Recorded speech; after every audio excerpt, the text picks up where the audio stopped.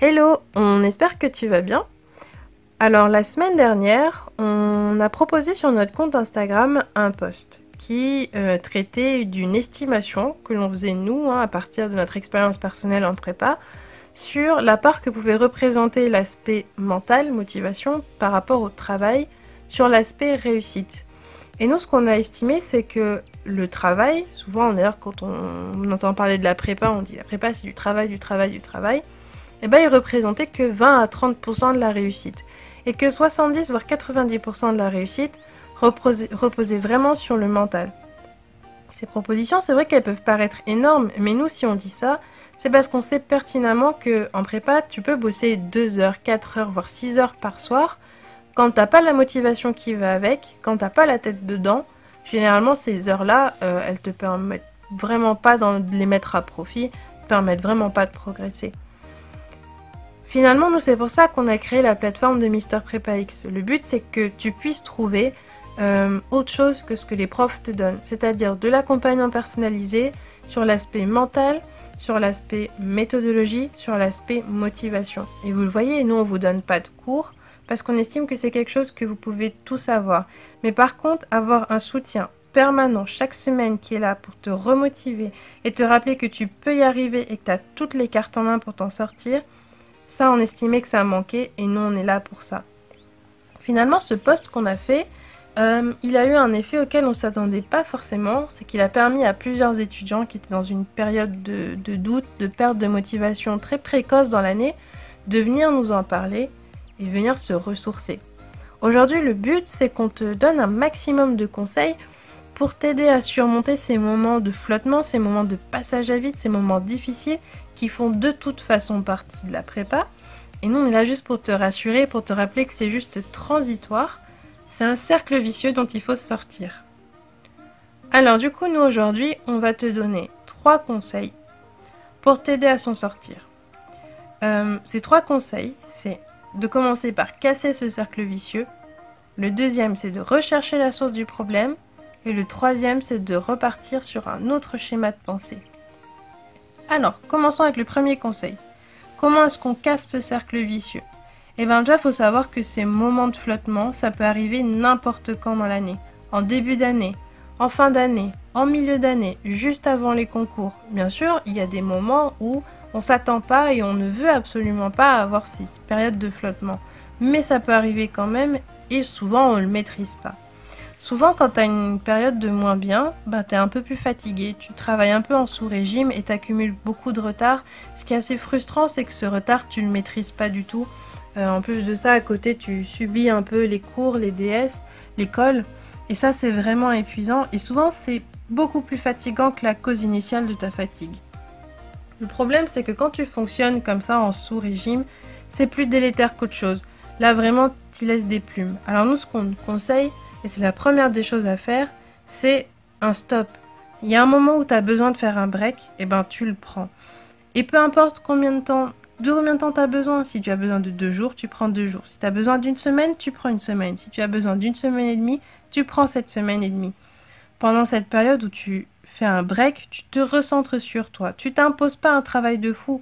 Tu vas en cours, tu continues à suivre.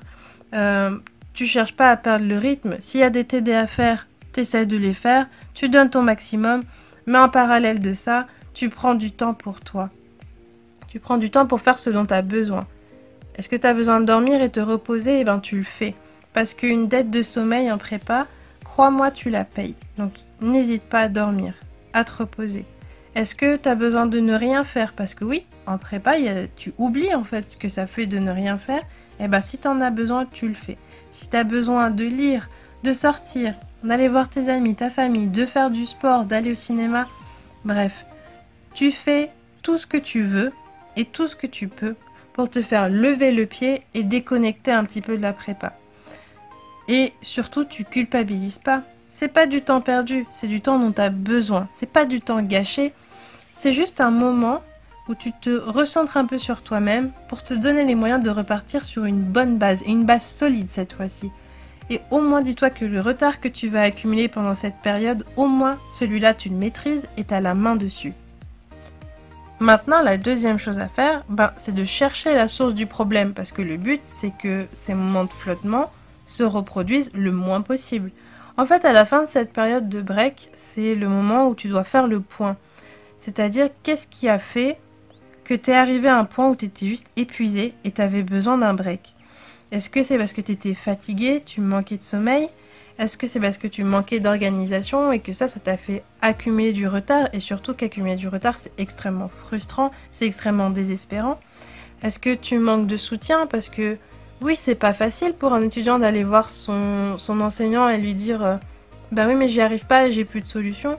Ou alors c'est assez compliqué quand dans ton entourage, il n'y a personne qui a fait une prépa et qui comprend pas ton désarroi face à tout le travail que tu fais et les résultats que tu obtiens.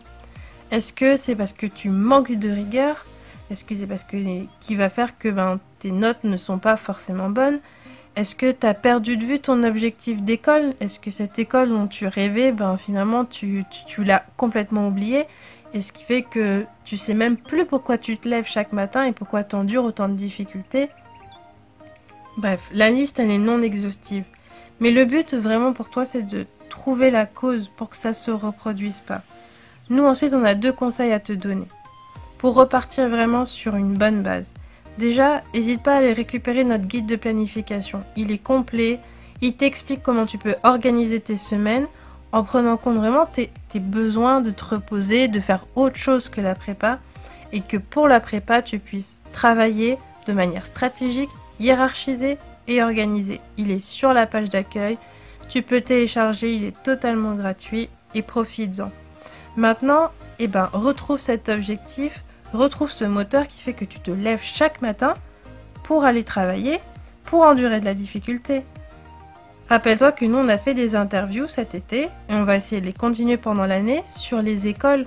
C'est des étudiants qui viennent, qui te présentent leur école, qui t'en parlent et qui te font rêver, qui te vendent du rêve et qui te rappellent ce pourquoi tu te bats et te dire que voilà, il y a un monde après la prépa. Mais pour l'avoir, il va juste falloir s'accrocher un petit peu. Si jamais l'école elle n'est pas disponible, qu'on n'a pas encore fait l'interview, surtout tu n'hésites pas à nous la demander et nous on ira tout faire pour faire cette interview. Et maintenant le troisième conseil, c'est de repartir sur un nouveau schéma de pensée et plein de motivation. Il faut que tu repartes sur une base vraiment solide. Il faut pas du tout que tu partes du point de vue que t'es nul, que tu vas pas y arriver. Non, il faut que tu partes du principe que oui, ça va être difficile, mais comme pour tout dans la vie, tu vas te relever, tu vas continuer à te battre et tu vas y arriver. Et oui, ça va être difficile. Ça risque d'être long, ça va prendre du temps, mais parce que la prépa, c'est comme ça. Le mérite, c'est sur le travail au long terme. C'est difficile d'avoir de bons résultats tout de suite. Il faut juste accepter que ça va prendre du temps, mais après, une fois que tu auras les bons résultats, tu seras vraiment satisfait ou satisfaite de toi. Il faut vraiment que tu repartes sur une autre manière de travailler, une autre manière de fonctionner et de voir les choses et que tu évites au maximum de douter de toi. Il faut que tu évites de te remettre en question parce que ça va occuper ton esprit, ça va te faire user de l'énergie pour rien du tout et ça te retiendra toujours en arrière. Rappelle-toi que nous, de notre côté, on tiendra toujours le même discours. On croit en toi, en tes capacités, on sera toujours derrière toi pour t'aider à te relever quand ce sera difficile et tu pourras toujours compter sur nous pour t'aider et pour répondre à tes questions ou pour éclaircir tes doutes. Voilà, on espère qu'on a pu t'aider au maximum.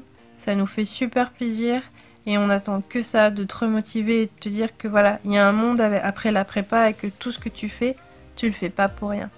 Allez, bon courage!